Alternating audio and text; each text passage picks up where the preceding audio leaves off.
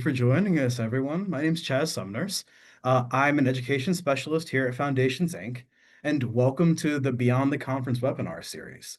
So today we have Carlos Santini from Mizzen, and we'll be getting started shortly. But before we do, I just wanted to give you a little background information on Foundations Inc. So we are an educational nonprofit located in Mount Laurel, New Jersey, and our mission is to improve the quality of education by building the skills of educators. Um, and so we work across the school day with after school programs, schools, districts, and states to create a brighter future for every child every single day. If you're interested in learning more about foundations, you can follow us on social media, and I'll drop those into the chat as well. You might also already know us from our signature professional learning experience, the Beyond School Hours Conference that's held each winter. In 2026, we're going to be in Orlando, Florida from March 1st to the 4th. So we'd love to have you all be our guests and get some warm sunshine in those cold winter months. So, just to get started, I just want to introduce Carlos. We're not gonna, go like do a whole big spiel about him because I'm sure you all probably already know who he is. But just let him say a little something about himself, and then we'll jump right in. Just so you know, this webinar is going to be archived on our website and YouTube, so you'll be able to access it later. So I'm going to just go ahead and pass it over to Carlos. Cool. Thanks so much, Chaz. Appreciate it. Chaz, David, and the whole Foundations Inc. crew.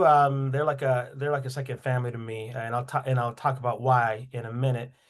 And it's kind of cool to see some new names. I don't really know many of these names, which means that people not showing up just because they know me. They just want to know, hey, what's the content? What are we going to engage with? What can we learn together?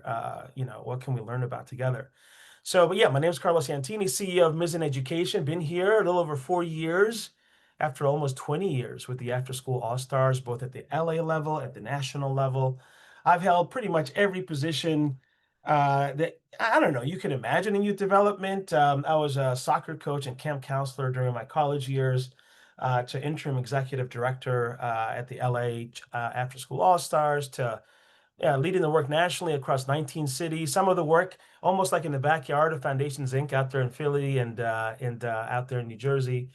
And now on the ed tech side with Mizzen Education, helping really transform and make this a resource that is helpful to your work. And so I'll talk a little bit about Mizzen in a moment here, but just welcome folks to our time together. And I'm going to start sharing screen here for y'all. Just a quick thing, if you wouldn't mind getting pen and paper ready, because there are going to be some elements of our time together that I would like for you to note some stuff down and to reflect.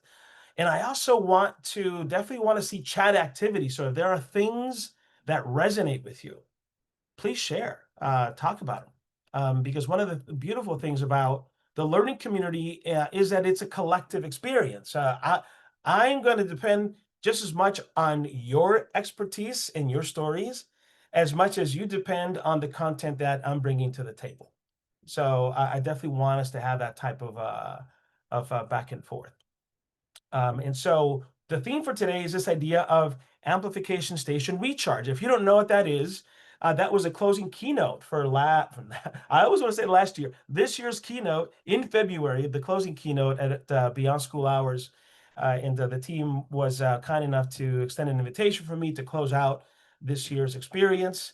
And so when I looked at the theme, and I think it was education amplified or amplifying education, one of the two, I get them reversed. It really resonated with me because I felt like that is the work of out of school time. This idea of amplifying the things that sometimes our education system overlooks. And those are the human centered elements of how young people learn, the elements around leadership and connection and community building that us as youth developers depend on, the idea of a family engagement, the idea of youth voice, all these things that sometimes do not get that love and attention. After school time, youth development, summer learning, they amplify those. So the conference really resonated with me, that theme. So hence the amplification station recharge. Now, we're going to add a little bit of a twist. we're going to add this whole thing about leading with belonging. And so I'm actually going to, let me do a little something here because I'm not seeing the chat box. So I'm going to move this over here so I can see folks doing their thing. So I do want to welcome Kristen from San Diego. You know, you're just a little south of me. I'm based out of Los Angeles. I did not share that. So welcome folks to our time together. So here we are. But one of the things that I want to bring to the mix in terms of and we're going to look at the Amplification Station keynote. We're going to look at a couple bits of it just for you all to get a sense of where this is coming from. But we're going to add an element of lead with belonging. And I want to give a shout out to my colleagues at Mizzen Education and Haley Minke and Kristen Stayer, who lead our educator engagement and experiences work. They designed they put together this design with belonging for the past year, and it's been really cool to see how this workshop and this theme of designing your program experiences for belonging, for connection, how it's really really hit a note with people. They really appreciated it, and people really connect with the theme. So one of the things that I want to kind of bring up when it comes to belonging, and I want to put this picture up because I want you all to remember this image. And this image was a real, it wasn't like, it's an enduring memory for me in out of school time. It was the first time that I attended the Beyond School Hours conference as a Mizzen Education staff member. Like I had been to Beyond School Hours a few times before, but it'd been a while. And obviously, coming out of the pandemic, this was one of the first in-person events that I attended. And so when I enter my hotel room, I walk in, and the first thing I see is this bag. And next to this bag was a welcome, like a card. And I opened up this card, and it had been a handwritten card from Rhonda Lauer, well, you know, the fearless leader of Foundations Inc., welcoming me to Beyond School Hours. And mind you, I wasn't some like VIP keynoter, you know, we had known each other and for many years, and obviously I knew her team, and for her to be able to write this and package this for me was really special. And right away, I felt like I belonged at Beyond School Hours. Like that was it.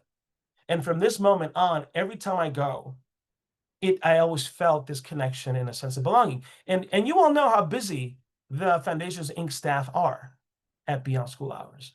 But every time I would see them, they would slow down, say hello, be so warm and welcoming. And I'm sure for all of you who have attended, you have felt the same way. So one of the key elements of leading with belonging is this idea of slowing down and seeing people. And our work sometimes is contrary to that. Our work is so fast because we're wearing so many hats that for us to slow down is almost like counterintuitive. But one of the secret sauces around belonging is this idea of slowing down, recognizing folks, and seeing them. So I wanted to share this image, and I want you to hold on to this image because I'm going to talk about it later on in a different way. All right. So what are you going to expect for today? Our time together today, let me actually close this out. We're going to continue just building skill, right? We want to be able to continue understanding this idea of how do we take the closing keynote from last year, which is amplifying human-centered elements of learning, and connect it to this idea of belonging and leading with belonging. So we want to connect that today. Second is we want to be able to continue building our skills and competencies as a learning community. And I'm hoping that you know that you bring some of your competencies and your skills to the conversation.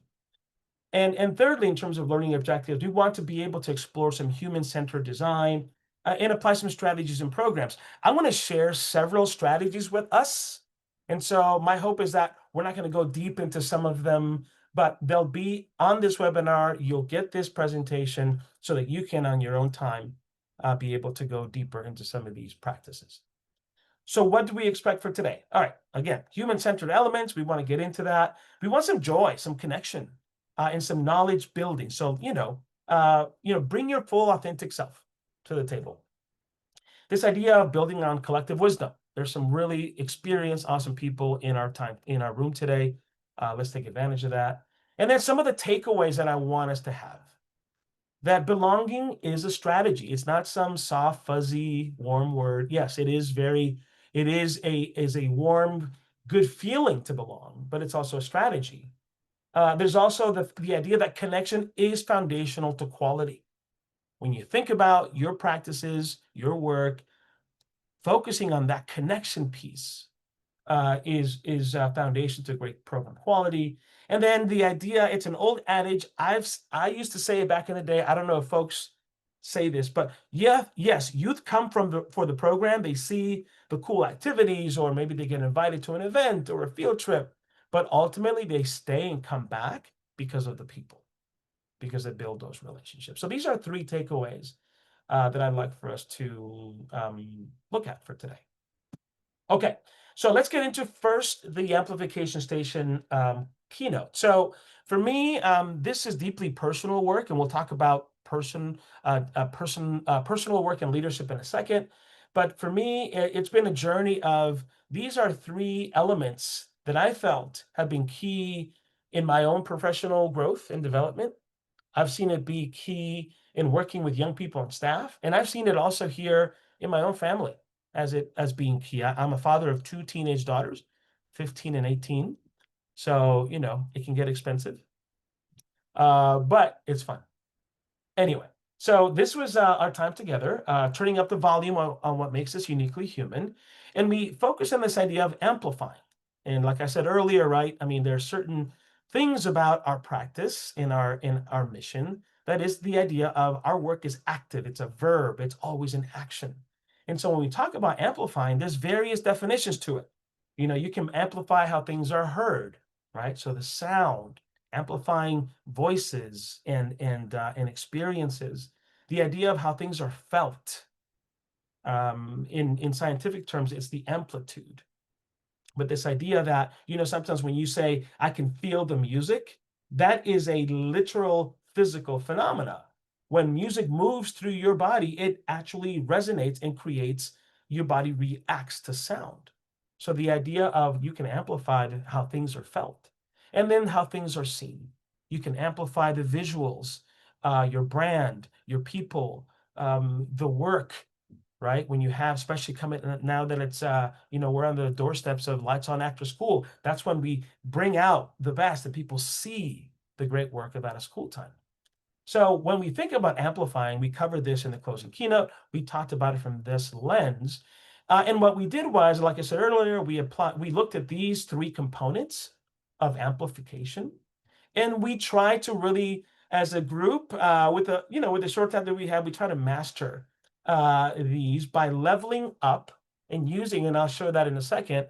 And then Chaz is going to put a resource in the chat for us to use, not now, but in your own time. We explored the idea of tuning our sound, checking our vibes, and then focusing our visuals. So we use this idea of like a sound mixing board to kind of dig into these three elements of relationships, storytelling, and identities. And I share all this to just kind of cover what the closing keynote was about. So how did we do it? How did we use this resource that Chaz is about to put up? Well, we labeled this the amplification station. And it's really it's an inventory and design tool, so that it allows you to kind of check certain elements of your program and use research-based definitions to see kind of where your levels are at. So when you think about, the sound, the vibes, and the visuals, we had folks choose a specific area that they wanted to amp up, and and we gave them visuals to be able to level set where any of these three kind of stood. Were they low level, high level, mid level? And so we provided this kind of visual for folks. We provided the definitions of what sounds, vibes, and visuals sound, look, and feel like. And then we dug into each specific amplifier. So for relationship building here, for example, and you'll see some of these later in the presentation today, we gave like these beat maker buttons where folks can go, all right, I'm going to focus on my youth-centered work. And so we gave a definition to what it means to be youth-centered, or any of these for that matter. And folks kind of looked at their program and did an inventory. And the goal was, once they did this kind of like sound check, amp check, then they took the tool, went back to their sites, and started looking at how they design program and how these three elements of identity, storytelling, and relationship building, how they showed up in their program. All right. So that is the past. That's what happened in February. So now let's get into today and the idea of leading with belonging and connecting these two elements. So the first is this idea that leadership is personal work. And so in the chat, when you hear this, I'd love to hear from folks, like, what does this mean to you? And I'll give you an example. Many years ago, oh man, this is probably like 17 years ago. I'm dating myself here. I've been in this work 23 plus years. But I met at a school site event the former board chair of this music program here called the Harmony Project. And I remember her saying something to me that always stuck, which is, she said, Carlos, no matter what I do, I try and I try, I cannot separate who I am from what I do. And that really stuck with me because I had felt that throughout my career and out of school time, that there were so many elements of my personality, right? My persona, my characteristics that I brought to my personal leadership. And there's times where I get frustrated with certain elements of myself, right? Like for example, I'm a little scattered sometimes because I get excited about opportunities or events or experiences, and so my team has to rein me in. Like, Carlos, I know you want to do 25 things, but we got to focus, right? So that's an element of mine that I sometimes resent, but it's part of my persona. And so how does that show up in my leadership? And I'll talk more about that in a minute. So if you have any kind of ideas as to like concepts for you, like when you hear this idea of leadership work is personal work, what does that mean? We want to explore this further, and this is setting the table for the idea of belonging, is that there is this idea that authentic leadership rests on the meaning of our lived experiences. There are certain things that have happened in our lives that color the way we lead. I'll give you an example, right? For me, as an immigrant to this country, I came here when I was 7 years old from Honduras. I became a citizen like way back in 2004. And for me, my struggle has always been, what is my immigrant story? Like my background's a little fuzzy. I don't remember a lot of things. And the immigrant struggle is when you come here, especially as Latinos in the 80s, assimilation was the thing. Like you came here, you assimilated, and you just blended in. And you didn't think anything of it. You just kind of did your thing. You came in, you learned the language, you found your way in the school system, in the working world, and you just made it happen. But it took me a while to finally go, you know what? I need to understand my story as an immigrant. What is that story? Like, what was it like coming here? What was it like learning the English language? What was it like meeting my family here for the first time? And I had to really embrace this idea of identity. And so it wasn't until like recently, the last 5, 6, 7 years, that I've really started to embrace identity work as part of my leadership work. And so when I look at even the work that we're doing at Mizzen and how that element of me connects to the work we're doing here at Mizzen, is that we're trying to understand our own identity as a service, as an organization, as a product. Like, who are we? What do we do? Who do we represent? So there is a definite connection between how I handle my own identity development work and how Mizzen engages with its own identity work. So you could see that there's a correlation and a connection. And I love what Malachi is saying here. Wise words once shared with me. You teach how you behave. Authentic leadership. Yeah, that's absolutely correct. Because our authenticity is going to show up. And oftentimes it shows up under pressure. When there's pressure, when there's stress, when we make mistakes and how we react, right? Like our authentic leadership shows up. Are we calm, collected? Are we confident? Do we lean on others?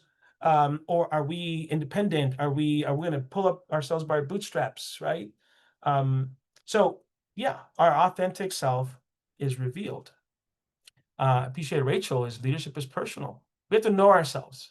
The idea of know thyself. which is part of another keynote I did many moons ago, which is a line from the Matrix, right? Know thyself. It's such an important piece of our own personal development.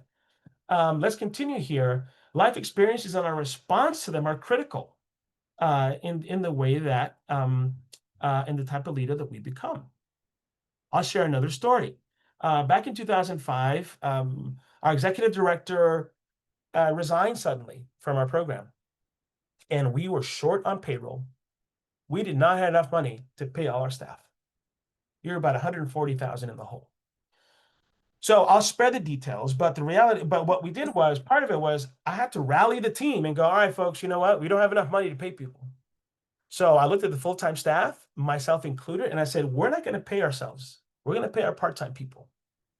All right. We're not gonna, if I can't get money in the door in time for payroll, only part-time staff are gonna get paid. And you know what? We looked at each other and we said, bet, let's do it. We're gonna do this thing. All right. And we all kind of looked at ourselves and went, we're making this decision to not pay ourselves based on something. And some of it had to do with sacrifice, what is the role of a leader, a servant leader in particular. Long and the short of it is, like, good news, our board chair came through. We were able to have some money in the door, but our full-time staff was ready to not get paid. So I share that story because these are experiences that we've gone through shape us to handle those moments. So identity plus leadership is definitely a connection. So we've set the stage for now, that because the key concept here is, yes, design for belonging, but it's also leading with belonging. So we know that personal work is leadership work. So invest in yourselves to fully know how you lead and what inspires you to lead, and where does your leadership gene come from, right? Get a good sense of that. So now that we've got this leadership kind of context set, this idea of belonging.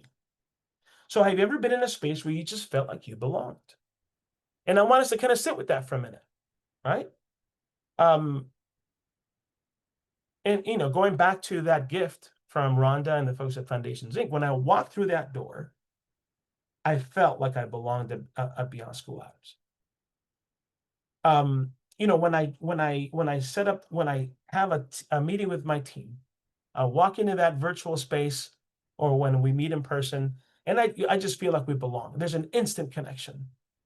The cool thing is that as I've spent time in different parts of the country, I've walked into states like West Virginia or Texas or Florida or Pennsylvania, and I have felt like I belong. That's the magic about a school time, is that there's a sense of belonging no matter where we go. So if you can, for a minute, kind of imagine and see, what is that space? So if I can just have maybe like a one-word response in the chat, right? Think of a space that you've been in, and walking in, I belong here. Like if you're a Philly fan and you walk into a Dallas Cowboy bar, you don't belong there. And Philly fans, they don't care. They feel like they belong anywhere. But that's another story. But or as a Niner fan walking in to see the Cowboys, right? Like, I think we all have something against the Cowboys. Sorry, Dallas, if you're here. But what are spaces, right, where you feel like you belong? All right. I shouldn't have mentioned the Philly Eagles, because now the whole chat's going to get taken over. So when I talk about that space of feeling like you belong, is that when we look at those spaces, whether it be at your local, whether it's at home, a family gathering, your workplace, maybe it's a book club that you're a part of, a gym that you're a part of, maybe you're a pickleball player and you feel like you belong, right? Pickleball, I think everybody's playing pickleball now. But this idea of, you can take those spaces and you can design elements so that you boost belonging in those spaces. And we're going to talk about that in a second. And so when we talk about this idea of identifying the feeling of belonging, spaces of belonging, and adding design elements to it, we can really take this kind of combination and we can look at new ways of bringing people together, or even being people together. Because one of the things that the pandemic taught us is that coming back together was like, wow, that was like, we didn't realize how much we missed it. We missed it. We had to find new ways of being people together once we came out from like, long-term hibernation. We had to find new ways of being people together. I love I'm going to say your last name first, Matua, because that's probably easy for me to say. But Matua's responsive a community garden. Yes, right. If you've been coming to that garden, because we have a few here in our community, right? You all know each other's names. You know what you're planting. Hey, how's that doing? How's it going? Now that produce looks great. So you see each other, and it's part of like your conversation. But the idea of when we combine belonging and design, we can find ways of bringing people together and being people together. So we're going to look at 3 elements of what it means to design for belonging. And like in any good human-centered youth development space, you have to be able to feel it, you have to see it, and you have to actually shape it. And so we're going to look at these 3 components today. And we're going to connect, again, right, the amplification station work to some of this. All right, so belonging. We're going to first throw up a definition. The idea of being accepted and invited to participate. You're seen, and there's an invitation. And we're going to have a little, if there's time, I'm hoping we'll have a little bit of an exercise where you all get a chance to invite someone to engage in your organization. Maybe someone you hadn't thought of. So we're going to use this space to be able to do that. It's being a part of something and having the opportunity to show up as yourself. And even more than that, when you feel like you belong, you feel like you can engage not just with the good things, but even with the difficult things, right? Where you can have some healthy conflict. Because for most of human nature, most people, conflict is a difficult thing. Like, how do you engage in conflict in a way that you walk away from it feeling like, all right, that was healthy, is productive, might have been hard, but it was needed. And so when there's strong sense of belonging, you can confront some of this. As leaders, right, going back to our leadership work, we are responsible for noticing the words and actions of our teams that tell us if they feel like they belong. That's why I love when I see some facilitators come up with clever ways to say, hey, this side of the room, I haven't heard from y'all, right? Or if you're wearing a blue shirt, I'd love to hear from you. Like different elements that invite people to contribute, because you have to scan and go, who's been silent? Who hasn't stepped forward? Who's been kind of relegated to the fringes without us even knowing it? What am I hearing that people say, that are people communicating that they don't belong? So as leaders, we have to pick up on some of these things. And again, right, for the chat here, I'd encourage you all to maybe share an example of what are some things that people say or that you say to show that you feel like you belong, right? What are things that you hear from people? And that's something you can even do on your own. Like when you sit in a meeting, kind of step back for a minute and kind of observe, people watch, kind of figure out how people show up in both the nonverbal and verbal that shows that they feel like they belong. We're going to look at some stats, right? Be your authentic self. Yes, I mean, Malachi, thank you for engaging. I think there's something we have to kind of call out implicitly and say, hey, folks, let's be authentic here. One of the things that I struggle with, and I've shared this with my team, is that I have a hard time sharing the things that I want, like what I want, because I don't want to inconvenience people. My team has a lot on their plate. We're all doing a lot of work. And I sometimes feel I don't want to impose. And so I wonder, right, as CEO, do I get too happy with the things that I want, and I just kind of throw things out without understanding or considering? But the reality is there's things that I want. And I feel like if I'm in a space where I feel like I belong and it's safe, I can say things that I want, and they might seem crazy, and my team will let me know. Like, love that. Let's kind of think about that in 2 weeks from now, kind of thing, right? But that's for me something I say that I feel like I belong. I'm comfortable in stating the things that I want, right? Bethany, thank you, Bethany. For me, knowing my role in a space creates a sense of belonging. Yes. Oh my gosh. Having a sense of clarity for your role, and we'll look at that later, it makes you feel confident as to how you contribute in a space. And that's something that my colleague Haley talks a lot about, is like clarity in your role, is confidence in how you show up and what you bring to the table, right? And something as simple as asking people what they think. Yeah. Like, I know some of my colleagues are super smart, but they're very introspective. And if you give them a moment, oh man, they're going to dazzle you because all they needed was the invitation. And they do that. So here are some stats, right? To get behind this idea of belonging, because it's not just some kumbaya feel good word. There's some labor statistics behind the power of belonging. And here's part of it, right? Belonging, one of the strongest drivers of engagement. 91% of employees, right, feel like they're more committed when they belong versus 20% that don't feel like they belong. And we're going to throw some more stats at you, right? So here's some of it. This is myself, along with some of the great folks at Mizzen. This is Alex and Anton, who lead our product development work. So when you see the cool new Mizzen.org, which we'll talk about a little later, thank these guys, all right, these folks, because they've been magicians building our platform from scratch over the last 11 months or so. So big shout out to Alex and Anton, along with Mike Bell and some and other folks. But so let's look at higher staff engagement, right? So if we say that higher levels of belonging equals higher levels of staff engagement, what does that translate to? So higher retention. Engaged employees are 51% less likely to leave if they feel like they're engaged. A higher job satisfaction leads to enriched org culture. Increasing performance and profitability, 23% profitability increase when folks feel like they belong and they have a strong sense of contribution, like I bring something to the table. So yes, profitability in for-profit environments goes up. And I'll say even in nonprofit environments, because when folks are invested, they want in on the grant writing proposal. Like, I want to contribute to that. Like, here are some things that I feel will make this proposal stronger. And I see that within our own team. There's a strong sense of ownership as to how we write about who we are and what we do. So when there's strong engagement, because of strong sense of belonging, there's a strong level of profitability. And this idea that there's a higher percentage of loyalty, right? There's a connection, there's a willingness, there's a desire to be a part of.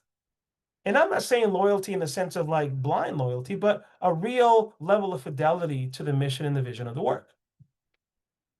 This is an interesting one. There's decreased accidents because everybody's buying in. I remember back in the day when I was running operations for one of our programs, we talked about, folks, let's keep it safe out there because workers' comp is expensive if we're not careful. And so if everybody owns safety and precaution and just good judgment, then you're going to have less accidents. So it's a funny thing, but there's a correlation. And then this idea of staff absenteeism, 41% reduction in absenteeism because of stronger engagement, because of strong sense of belonging. Okay. So I've talked at you guys a lot. So we're going to do a little bit of like this idea of feeling for belonging. All right. We're going to start getting into some activity here. Okay. So, like I said, right, feeling, seeing, and shaping. This is a little bit of an exercise, and I'm going to put up a whiteboard for us. I'm hoping I can do this right. All right, so I'm going to, I think I need to, I thought I had this ready to go. Give me 1 second here as I find my whiteboard that we can all contribute to. Okay. All right, what I'm going to do, folks, is I'm going to stop sharing for a second because I want to put this up for us to see. And I want to kind of pause because I've been talking for a while. So I kind of wanted to hear from y'all in terms of what are you seeing here in this idea of belonging? What are some elements that really stand out to you in this kind of early kind of sharing out of what it means to belong? Just some thoughts as I get our panel ready to share here, our whiteboard.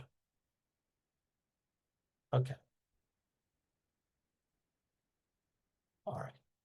Okay, I've got the whiteboard here. Woof. All right, I got it up. Let me bring up the chat here just to see. Yeah, connection and safety. Thank you, Kristen. Yeah, the idea of connection and safety. When there's a sense of belonging, and you nailed it, because that's an example that we have here on this whiteboard for us to engage with today, is this idea of connection and safety. So as we unpack this idea of belonging, let's kind of look at feeling belonging. And so here on this whiteboard, I hope you should all be able to engage in this particular thing. Sarah, I'm looking at you because you're on camera. So if you can be my guinea pig and give me a thumbs up if you can see this whiteboard. All right, cool. Because believe it or not, folks, this is the first time that I've actually built a whiteboard for a presentation and using it.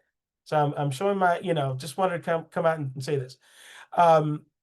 So if folks can just take a moment here, and the whole goal here is to be able to look at this idea of belonging and identify a keyword. This is a bit of a brain map. And when you think of the word belonging, and I've used two examples here, we want to be able to say what word comes to mind, or what type of image or kind of like drawing do you want to put together to kind of share about what belonging means to you, right? So go in there, get creative, use some of the auto shapes, go ahead and write words that come to mind when you think of belonging, right? So Kristen earlier shared the idea of safety, which is right, spot on. Community, acceptance, inclusion, shared values. Yes, these are all collective efforts. When there's a sense of belonging, these things show up, right? I'm reading here from Jordan. Peel My Job does amazing team building activity that specifically highlight the creative abilities of others and allows authenticity. Yeah, even something as simple as, who here gets super scared when they go, all right, folks, draw me something. I want to hide like 10 feet under because I don't know how to draw. And so to even like start to draw a human being, forget it. Like the old adage, like stick figures, that's me. So I don't feel safe when people ask me to draw. Now, people ask me to write, that's a whole different ballgame, right? Yeah, so I love the level of engagement here. If there's a brave soul, just so that we can break up the kind of like this the one voice kind of deal right now with me speaking. If anybody wants to come off mute, you don't have to be on camera, but if you want to come out off mute and just share and expand on a response that you get, just so we can hear from folks.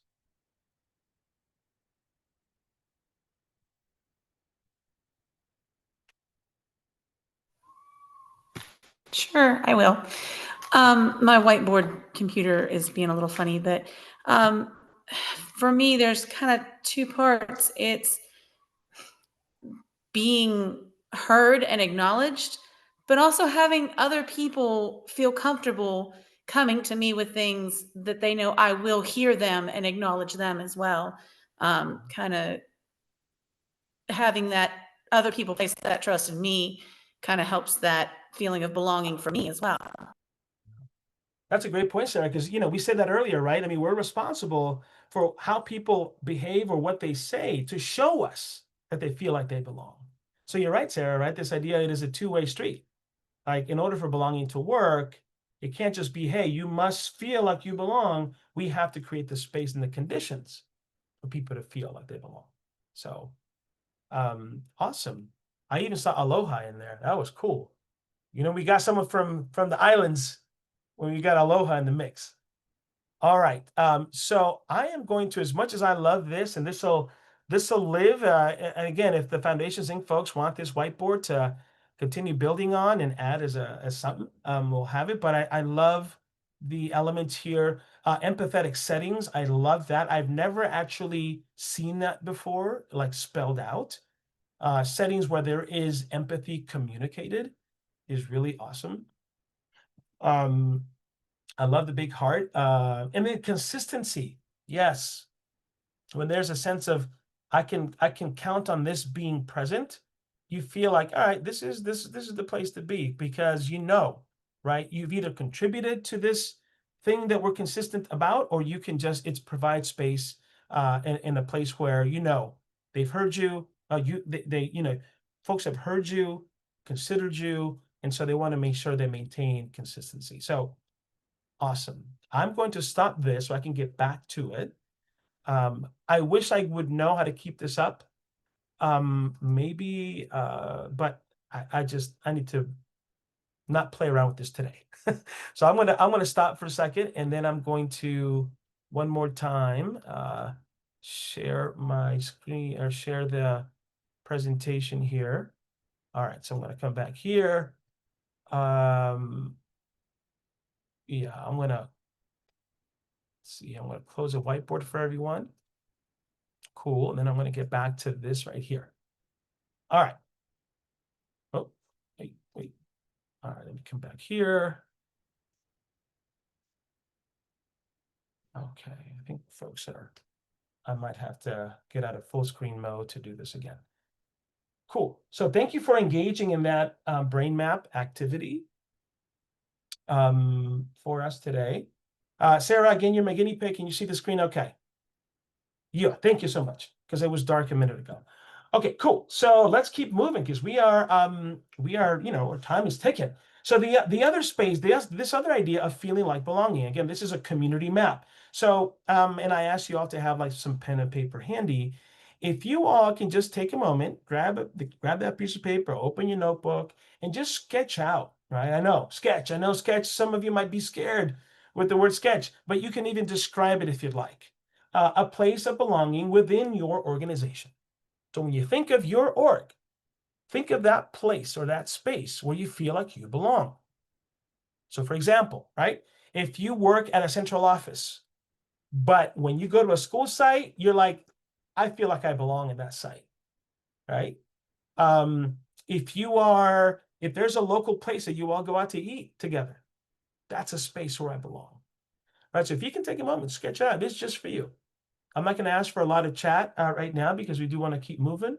But as you sketch out these places within your organization that you feel like you belong, notice some things. How do you know that you feel like you belong there? All right. And by the way, what we're not covering in today's time, which is part of the design for belonging work, is that there's a flip side to belonging. There's othering, which we won't cover today. But othering is the direct opposite, which is exclusion, which is making separate, which is making feel less than or inferior. So, there are spaces in our lives and places in our lives where othering happens. We're not going to cover that today. But when you think about belonging, how do you know that you belong in these spaces? And there's times that we enter work meetings, maybe for the first time, or when there's some tension, that we walk into some of these work meetings and you feel othered. That's something you go, what is there? What's happening there? But there's a flip side to it where you feel like you belong. So we're covering belonging today. And notice who else is engaging fully in that space. Who else feels like they belong and they connect? Who's holding back, et cetera, et cetera. So when you think about these spaces, just take notice. Okay. All right. This idea of amplifying belonging through relationships. When we talk about the feeling and connecting back to our keynote from earlier this year, there are specific things about working with our young people that they feel like they belong. And these are some research-based youth development concepts. Some of these you'll know. But when you think about this idea of expanding possibilities, and this is from the developmental relationships framework, what does that mean? It means that, you help people visualize their future. You help young people broaden their horizon, right? My daughter sat with me last year. She's a graduating senior, and said, Dad, I'm applying for colleges, but I want to let you know that I'd like to have a gap year experience. And that was, like, to me as a parent, was scary. And as an immigrant parent, right, you're like, wait, what? We came here to this country for you to go to school, all those usual narratives. But after some conversation, she's like, I realized that this is about broadening her horizons. So what am I doing in a month from now? I'm jumping on a plane with my daughter, and I'm dropping her off in Thailand and in Vietnam, right? As an 18-year-old young lady, to do some work out there in those two countries. Part of broadening her horizon. And then this idea of connecting young people to others who can introduce them to opportunities that can help them grow. So when young people see this in your program, they feel like they belong. The idea of the developmental approach through mentor.org, and I'll put these up in quick succession here, right? The idea of focusing on relational connection, the idea of you design around a you-centered practice or discipline. And again, right, connection, the idea that you want connection before content. You know, my wife and her co-teacher, my wife's been teaching for 32 years. Their usual tradition is that depending on the type of class they get, sometimes they focus. Oh, it says my sharing is paused. Is it paused, Sarah? Huh, that's interesting. Why is that? That is really wild. Okay. I'm going to stop sharing again. And I'm going to, wow, that was interesting. Okay, let me try this one more time. All right, I'm going to, technology, you got to love it sometimes. All right, so I'm going to come over here. Oh, wrong one. You saw my desktop. Shame. Too many things open. All right, let me try this again. Here we go. All right, so we're going to do this. We're going to come back. We're going to do full screen mode. Okay. All right, so seeing, belonging, we kind of, so developmental approach. Sarah, you see that, right? Developmental approach. Yes, thank you, Sarah. I'm going to buy you some coffee after this. Thank you. All right, so when young people, again, right, when they feel like they belong, they see these elements. Expanding possibilities was one. Okay, we talked about that. And then this idea of focusing on developmental elements of your program design, which is prioritizing relational connection, a you-centered design, and the idea that you want to have connection before content. And I was saying earlier that my wife and her co-teacher, they spent the first 3 weeks building community and connection before they dive into content, depending on the type of class they get, because they know routine, community, safety, those are the launch pads for rigor and stamina. So as an educator, if they're doing that, we can do that, right? So seeing belonging. So we talked about feeling, seeing belonging. These are moments of belonging, folks. And what this really is about is where are opportunities for you to see belonging happen? And so I'm going to share some of these, and I want you to just kind of, as I share these, look at the moments that you have to work with within your program. Like, which of these do you see come up for you? And when we see belonging, these are really about moments where you go, that was a moment of belonging that we either hit or we missed. And how do we continue to be intentional about designing for belonging? So we're going to show you moments and spaces where belonging can take shape. So 9 moments, right? The idea of the invitation, like we're asking you to come join us, be a part of it, help us design. Entering, right? The minute you walk through a space, like what is that walkthrough like, and how does that encourage belonging? How participation is designed, right? What's the mechanisms to encourage it? The idea of code switching, right? Can people show up authentically? Or do they have to switch vernacular, posture, semblance, all of it, right? Do they have to switch all that to feel like they can actually move between spaces? How do they contribute? And, we call this the Holy Grail, right? When your fingerprints are on something, you go, I was a part of that 5 years ago. I was a part of that last week. I'm going to be a part of that in a month from now. So contribution is a major part of belonging. The idea of flow, rhythms, right? How does that create a sense of belonging? Dissenting, a place where you can actually have dissenting thought and opinion. Repairing. How do we use moments of repair to create sense of belonging? And this idea of diverging and exiting, right? Understanding like what feelings should exist, or for those who leave and those who stay behind, and be intentional about this. So I wanted to have this up for a second, just for you all to kind of take it in as important moments where we can capture belonging taking shape. All right, I'm going to keep moving. Amplifying belonging, right? So again, going back to the amplification station through identity development. Now, again, this is really near and dear to me, but the idea is that young people working with their identity is incredibly important. You know, my daughter Sophia a couple years ago asked me, Dad, what inspired my name? So it's important to her. So we had to sit and walk through it, right? In terms of what's the story? How did mom and dad, like, you know, sit and come up with this name for you? She wanted to hear that story. And so what does it mean to engage with identity work with young people?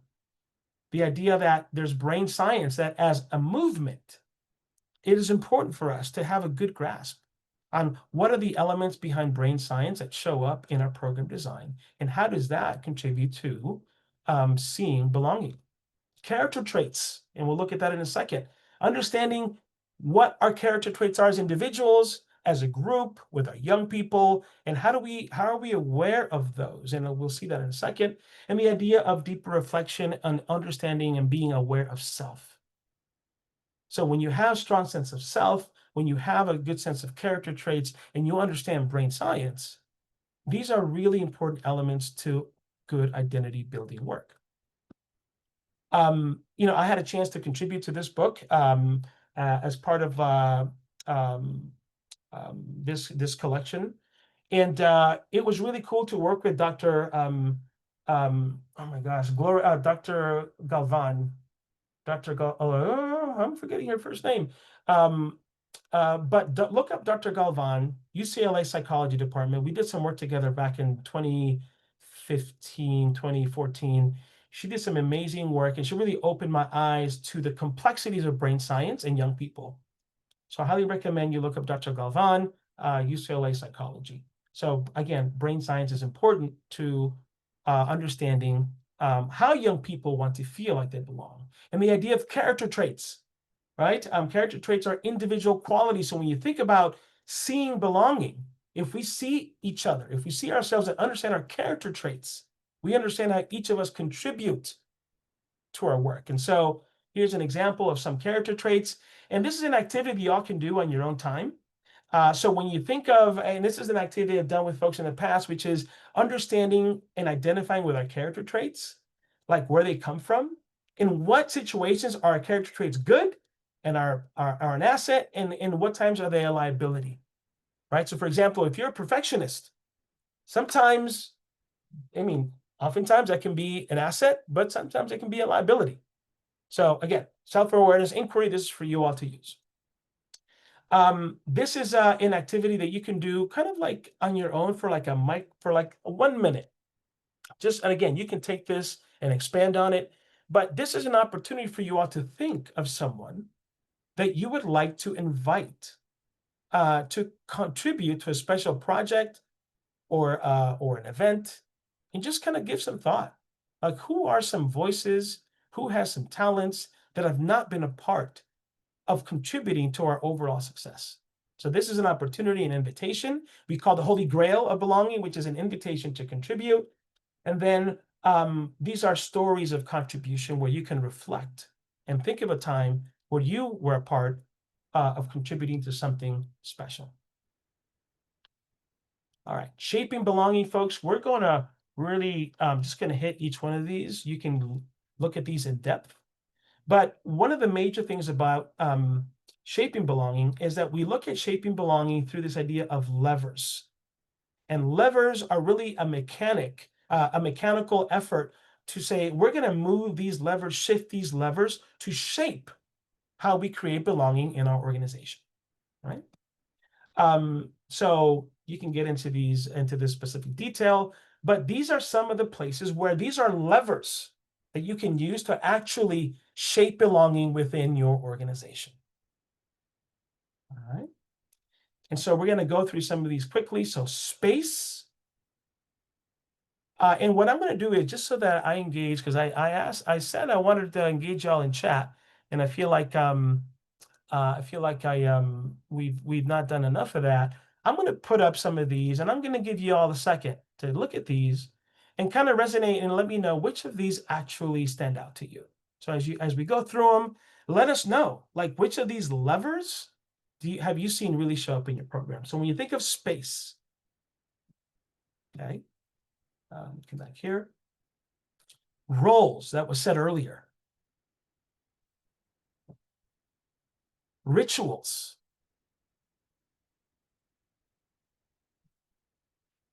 events, and then I'm going to put them all back up in a second. Communication,